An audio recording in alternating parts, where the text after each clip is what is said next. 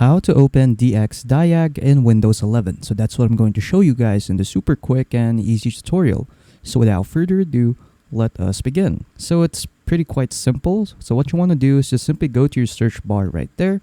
And then after that, just search up for DXDIAG in there. And then after that, this will pop up. So what you want to do is to just simply click on open. And then after that, this window will now pop up. So in here, you'll get to see your system configuration right there. So in here, you'll get to see your system details right there, like the motherboard that you're using, the processor that you're using, your BIOS version, your operating system, your DirectX version, your RAM or memory size, and etc. You'll also get to see your display settings right here, like your graphics card drivers. Same goes with sound right here. So in here, you'll get to see your sound settings. And lastly, of course, your input settings like your mouse, your keyboard, etc. etc. So yeah, so if you want to save the information right here for your system settings, what you want to do is you just simply click on save all information, and after that just choose a location where you want to save that specific information.